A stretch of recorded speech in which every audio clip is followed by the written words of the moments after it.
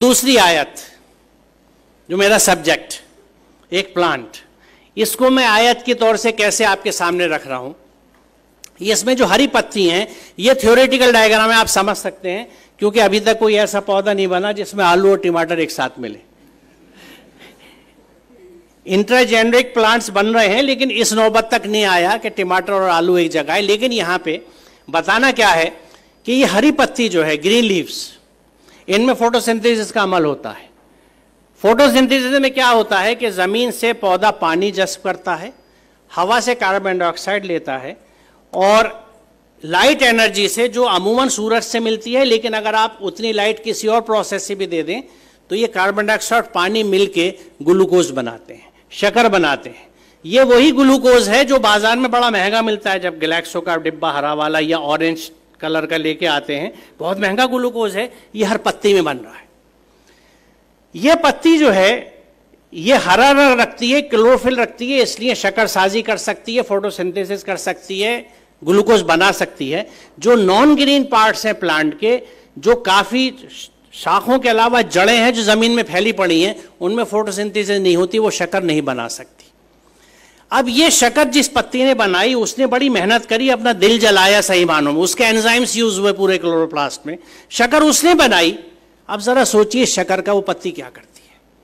वो इमीडिएटली उसको ट्रांसफर कर देती है नॉन ग्रीन पार्ट्स में, रूट्स को भेज देती है, शाखों को भेज देती है। वो कहीं नहीं कहती कि ये तो मैंने अपनी मेहनत से बनाया है, ये मैंने हासिल किया है, हाजा मिन फजल रब्बी, ये तो मेरा रब के फजल है, मैं तो एक बड़ी सी बिल्डिंग बनाऊंगा, महल बनाऊंगा, हाजा मिन फजल रब्बी लिख के लगाऊंगा। वो तो शक्कर को रखती भी नहीं पास, इमीडिएटली जरूरतमंद के पास मुंतकिल कर देती है। और वो कानून क्या है? लॉ ऑफ डिफ्यूजन, जो साइंस के बच्चे जानते हैं, नफूज पजीरी का कानून। Law of diffusion, everything moves from a region of high concentration to a region of low concentration, या from a region of high free energy to a region of low free energy। पूरी nature में ये law चलता है। अगर मेरे जिस्म में ये चलना बंद हो जाए, क्या होगा? कल छुट्टी होगी यूनिवर्सिटी में, तो वाइस चांसलर एक्सपर्ट मर गया।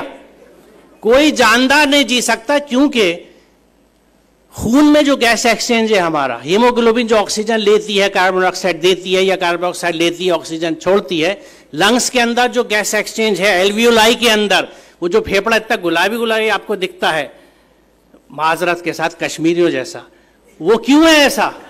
क्योंकि उसमें ब्लड वेसल्स का सर्कुलेशन है, कि वो सर्कुलेशन गैस एक्सचेंज के लिए फाइन वेन्स, फाइन आर्टरीज, जिसमें आरबीसीज कार्बन डाइऑक्साइड और ऑक्सीजन को डिफ्यूजन के लॉस के तहत, डिफ्यूजन का कानून अगर नहीं चलेगा तो कोई जानदार एक सेकंड नहीं जी सकता। वो कानून क्या बताता है हमें कि रिसोर्सेज का फ्लो एज पर नीड होना चाहिए। क्या हमारे यहां होता है? इसी बात को कुरान सूरह बकरा में कहा जाता है, हुवा लज़ी खलक़ लकुम मा फिल अर्दि जमिया, वही तुम्हारा रब है जिसने जमीन का सब तुम सब के लिए बनाया। इससे बड़ा सोशलिज्म का कोई स्टेटमेंट मुझे नहीं मिलता। यह कुरान का डिक्लेरेशन है जो मुसलमानों में तो बाइंडिंग है, but do we share our resources like that?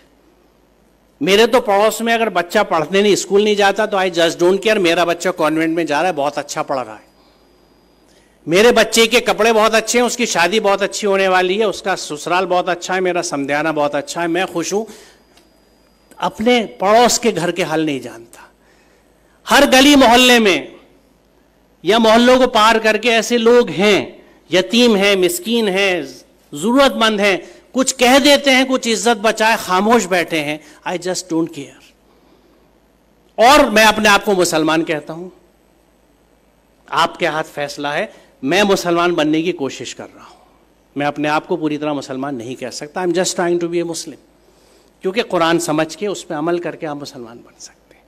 और उसमें बहुत कुछ आपको सीखना समझना होता है, जब आप पढ़ेंगे तो पता लगेगा। तो ये जो एक आयत है जो नेचर में दिखती है हमें, ये हमें डिस्ट्रीब्यूशन ऑफ रिसोर्सेज बताती है, और भी बहुत सी सारी चीजें बताती है। इसी की बात मैं वजाहत करूं कि जैसे जैसे दरख्त बड़ा होता है, पत्तियां और ज्यादा होती हैं, शक्कर और ज्यादा बनती है।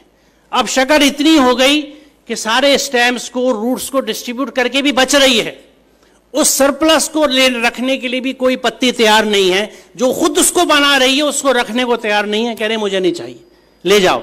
इसलिए आपको पत्तियां मोटी और दुबली नहीं दिखेंगी, एक सी फिजिक होगी। फैट डिपॉजिशन की गुंजाइश ही नहीं है, क्योंकि जब रिस्टोर करेंगे तो डिपॉजिट होगा।